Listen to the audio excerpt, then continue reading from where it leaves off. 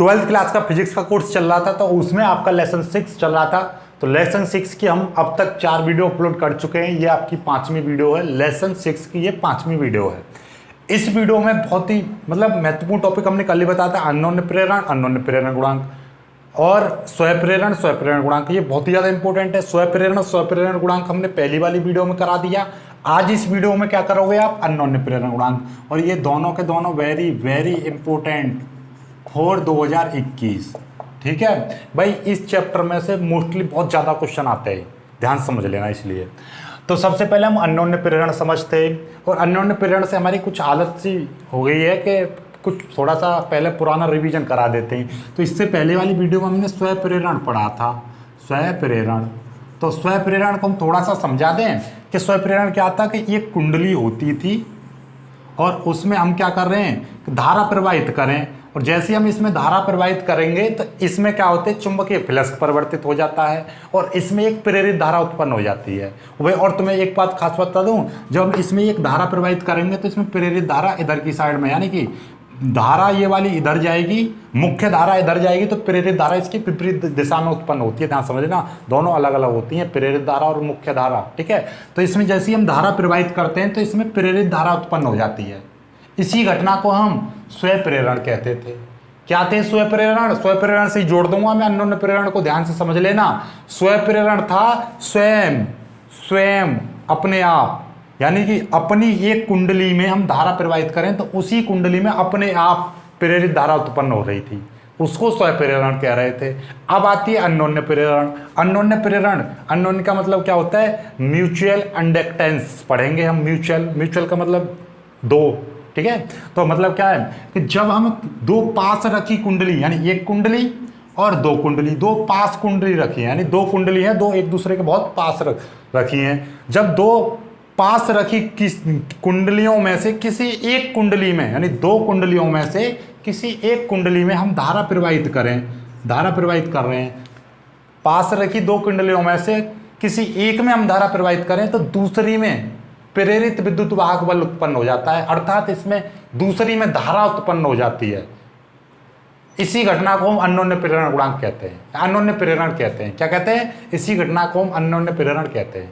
तो आपसे कोई पूछ ले कि अन्योन्य प्रेरण क्या है, तो आप कहोगे कि दो कुंडली हैं जो एक दूसरे के बहुत पास रखी हैं और उन दोनों कुंडलियों में से किसी भी एक कुंडली में हम धारा प्रवाहित करें तो दूसरी में धारा उत्पन्न होने लगती है, दूसरी में प्रेरित धारा उत्पन्न हो जाती है। इसी घटना को हम अन्योन्य प्रेरण कहते हैं, म्यूचुअल इंडक्टेंस कहते हैं। ठीक है, क्लियर होगी बात? तो देखिएगा ये उत्पन्न कैसे होती है, जब हम इसमें एक धारा प्रवाहित करते हैं, सिंपल सी बात है, इसका फ्लक्स परिवर्तित होगा। जब इसका फ्लक्स परिवर्तित होगा तो इसमें से कुछ रेखाएं निकलती हैं, जैसे चुंबकीय बल रेखाएं निकलती हैं, उसी तरीके से ये फ्लक्स, फ्लक्स क्या है आपका, फ्लक्स भी तो वही है, चुंबकीय बल रेखाओं की संख्या ही तो फ्लक्स होता है। तो जब इसका फ्लक्स परिवर्तित होता है तो इसका कारण इफेक्ट इस पर पड़ जाता है और ये यहाँ पर क्या हो जाता है, इसमें जैसे ये नीचे को आ रही है तो यहाँ पर उल्टी विपरीत धारा इसमें प्रवाहित होने लगती है। जब इस कुंडली के भुजा में ये नीचे की ओर जा रही है तो इसमें एक प्रेरित धारा उत्पन्न हो जाती है और ये यहाँ पे जो इसमें धारा मापी लगा होता है वो हिलने लगता है, इसमें सुई विक्षेप देने लगती है। तो मतलब क्या है कि हम एक कुंडली में धारा प्रवाहित कर रहे हैं, दूसरी में हमें इफेक्ट मिल रहा है। इसी को हम क्या कहते हैं, अन्योन्य प्रेरण कहते हैं। अब कहोगे सर ये चीज़ तो हमें कहीं पर देखने को भी नहीं मिली। भैया जितने भी आपका छोटे मोबाइल से लेके बड़े बड़े जितने भी बिजली घर हैं सब में ट्रांसफार्मर लगे होते हैं। आपका टीवी है उसमें भी छोटा ट्रांसफार्मर लगा होगा, मोबाइल का चार्जर होता है उसमें भी छोटा सा ट्रांसफार्मर लगा होता है। अभी अगले वाले चैप्टर में हम ट्रांसफार्मर की पूरी क्रियाविधि, उसकी संरचना सब कुछ पढ़ेंगे। तो ट्रांसफार्मर पर भैया दो कुंडली होती हैं। ठीक है, एक कुंडली यहाँ पर होती है, ठीक है, ये एक कुंडली होती है और एक कुंडली नीचे होती है ये, ठीक है, ऐसे करके, और एक कुंडली ऊपर होती है। तो दो ट्रांसफार्मर होते हैं, उसमें दो कुंडली होती हैं। एक में हम धारा प्रवाहित करते हैं प्रेरण के द्वारा, दूसरी में प्रेरित धारा या दूसरी में विद्युत वाहक बल उत्पन्न हो जाता है। तो ट्रांसफार्मर, प्रेरक कुंडली इसी सिद्धांत पर आधारित होते हैं, किस पर, अन्योन्य प्रेरण के सिद्धांत पर। तो अन्योन्य प्रेरण सिद्धांत, अन्योन्य प्रेरण का उदाहरण क्या बन गया, ट्रांसफार्मर, ट्रांसफार्मर, प्रेरक कुंडली। क्लियर है? तो एक बार और हो जाए परिभाषा, क्या, पास रखी दो कुंडलियों में से, पास रखी दो कुंडलियों में से किसी एक कुंडली में, या तो इसमें या इसमें, किसी एक कुंडली में हम धारा प्रवाहित करें तो तो दूसरी कुंडली में प्रेरित धारा उत्पन्न हो जाती है, अर्थात उसमें दूसरी कुंडली में प्रेरित विद्युत वाहक बल उत्पन्न हो जाता है। इसी घटना को हम अन्योन्य प्रेरण कहते हैं। That's all. समझ में आया? हो गया। अब आगे की बात करते हैं। आगे क्या है? अन्योन्य प्रेरण गुणांक या अन्योन्य प्रेरकत्व क्या होता है। तो हमने माना कि हम पहली कुंडली में हम धारा प्रवाहित कर रहे हैं। ऐसा सोचो, हम पहली कुंडली, माना कि हम पास रखी दो कुंडलियों में से पहली कुंडली में, हाँ एक और खास बात है, नोट करके ये चीज नोट कर लो, क्या, जिसमें जो पहली कुंडली होगी उसको प्राथमिक कुंडली बोलते हैं, प्राइमरी कॉइल, और जो दूसरी कुंडली होती है उसको हम सेकेंडरी कुंडली बोलते हैं, सेकेंडरी कॉइल। ठीक है, पी और एस। तो पी का मतलब समझ लेना प्राइमरी कॉइल, एस का मतलब सेकेंडरी कॉइल।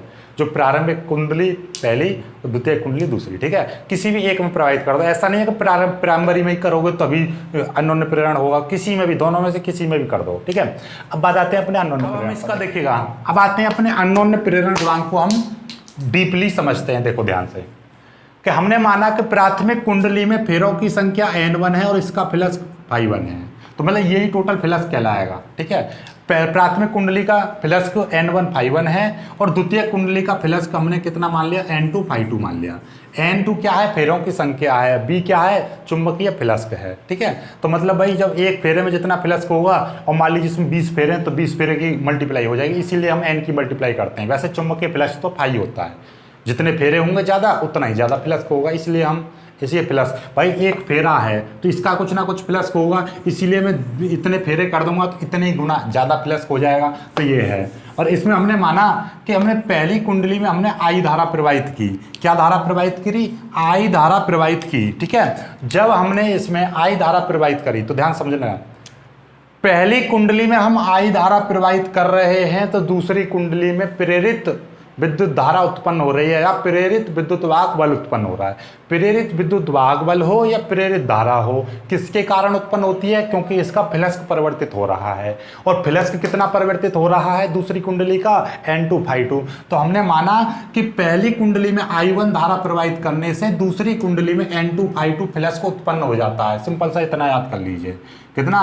दूसरी कुंडली का n2 φ2 फ्लक्स पहली वाली धारा पर निर्भर करता है। सिंपल सी बात है भाई, आपने अभी पढ़ा है, हमने क्या बताई थी कि इसमें जितनी धारा प्रवाहित करेंगे ज़्यादा उतना ही इसमें क्या होगी? प्रेरित धारा उत्पन्न होगी। अभी बताइए कि भाई अन्योन्य प्रेरण क्या होता था? पहली कुंडली में हम धारा प्रवाहित करें तो दूसरी में क्या हो जाएगा?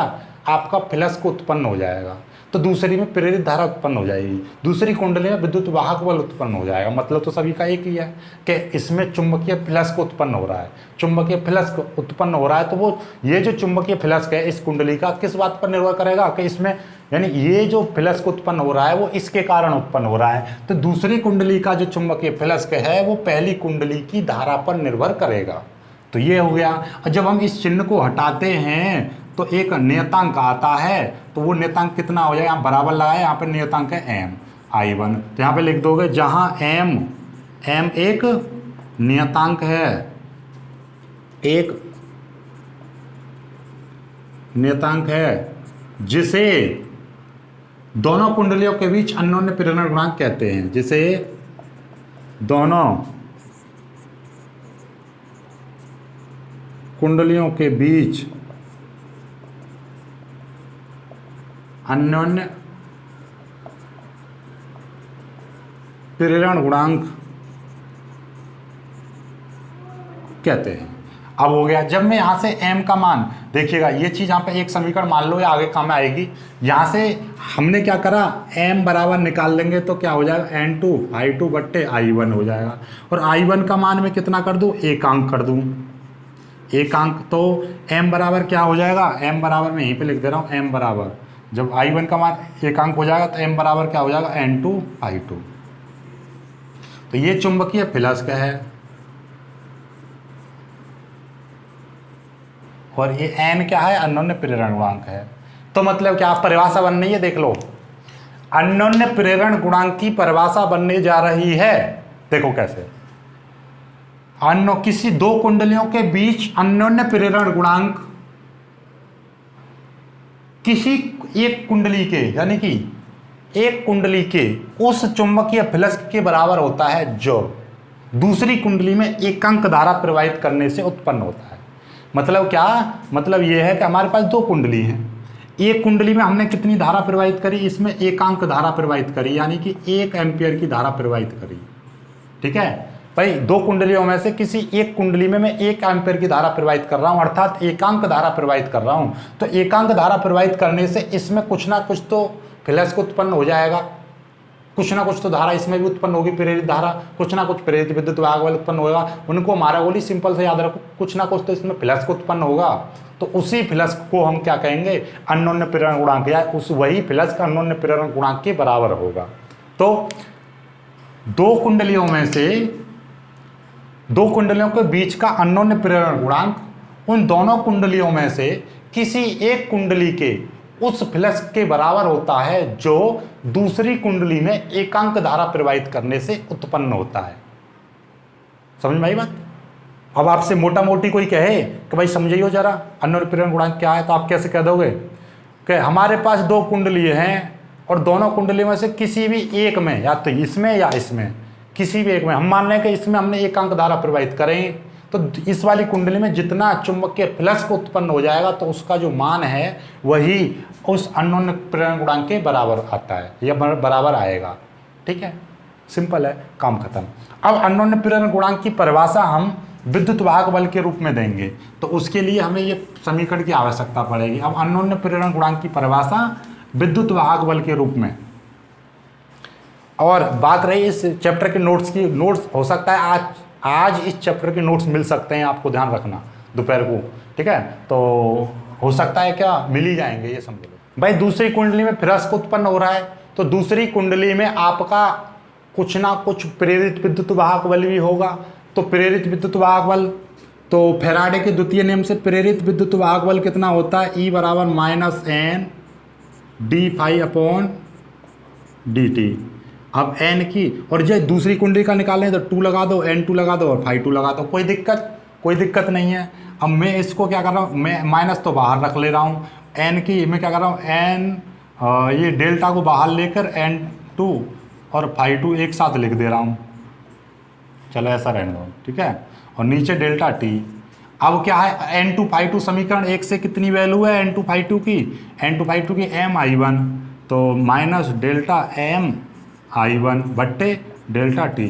देखो N2 डेल्टा ∅2, ये विद्युत वाहक बल की फॉर्मूला यही था कि आपका n d∅/dt यही था, और d को हम डेल्टा d, ये डेल्टा लिख सकते हैं, कोई दिक्कत नहीं है।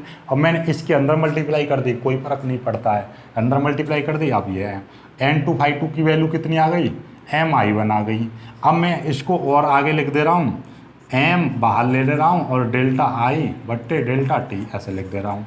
अब मैं क्या करने जा रहा हूँ, मैंने माना कि यहाँ से आगे नई लाइन से लिख दे रहा हूँ, माना कि डेल्टा I बट्टे डेल्टा t बराबर में एकांक ले रहा हूँ, एकांक, इसकी वैल्यू मैंने एकांक ले ली, तो E2 बराबर क्या हो जाएगा, E2 बराबर हो जाएगा -m, या m बराबर मैं कह सकता हूँ -E2। ठीक है, या m बराबर मैं क्या कह सकता हूँ, E2 संख्यात्मक रूप में, संख्यात्मक मान। ठीक है, क्यों, यदि ये -10 है और ये 10 है तो इसमें एक चीज़ बराबर है, संख्या बराबर है, चाहे वो माइनस की हो या प्लस की, संख्यात्मक मान तो 10 ही है, ये माइनस का 10 है, ये प्लस का 10 है, तो इसीलिए हम केवल संख्यात्मक रूप में इसको E2 के बराबर आ जाएगा। तो अब परिभाषा बन रही है, देखिएगा, M क्या था, अन्योन्य प्रेरण गुणांक था, E2 क्या था, दूसरी कुंडली में प्रेरित विद्युत वाहक बल था। तो दो कुंडलियों के बीच का अन्योन्य प्रेरण गुणांक, दो कुंडलियों के बीच का अन्योन्य प्रेरण गुणांक उस प्रेरित विद्युत वाहक बल के बराबर होता है, उस प्रेरित विद्युत वाहक बल के बराबर होता है जो, फिर से बनाओ देखिएगा, अब देखें, अब इसकी परिभाषा बनने जा रही है, देखो ध्यान से, m क्या है, अन्योन्य प्रेरण गुणांक, E2 क्या है, प्रेरित विद्युत वाहक बल। तो दो कुंडलियों के बीच का अन्योन्य प्रेरण गुणांक दोनों कुंडलियों में से किसी एक कुंडली के उस प्रेरित विद्युत वाहक बल के बराबर होता है।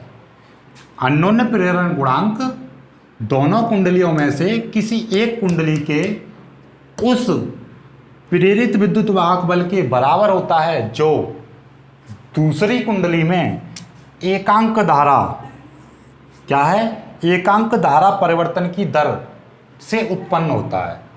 समझ में आई? मतलब ये क्या, धारा परिवर्तन की दर, ये di/dt का मतलब क्या है, धारा परिवर्तन की दर, धारा परिवर्तन की दर। तो मतलब क्या है, देखो ऐसा समझो भाई, इस कुंडली में हम धारा प्रवाहित कर रहे हैं और ये क्या आ रही है, देखो ये I है di, तो ये I1 आ जाएगा, ये I1 आ जाएगा।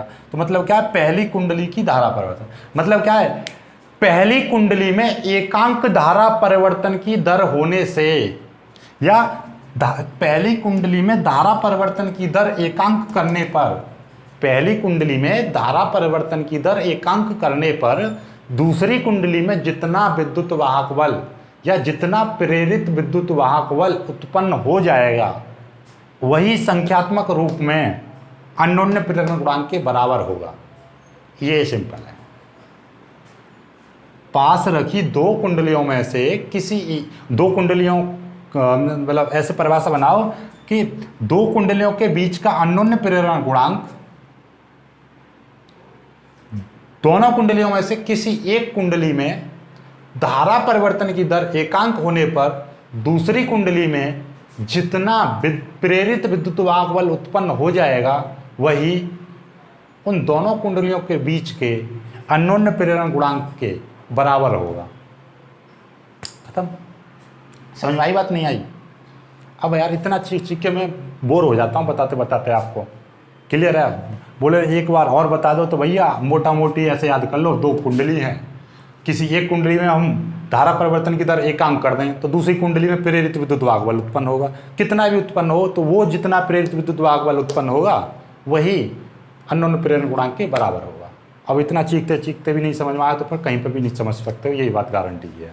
आई होप कि आपको वीडियो पसंद आया है। वीडियो पसंद आया तो लाइक करना, अपने दोस्त तक शेयर कर देना और चैनल को सब्सक्राइब जरूर कर लेना। और एक बार फिर से बता दे रहा हूँ, आज दोपहर आपको नोट्स मिल जाएंगे 10:30 बजे या 11:30 बजे। आपको नोट्स इस चैप्टर के पूरे मिल जाएंगे।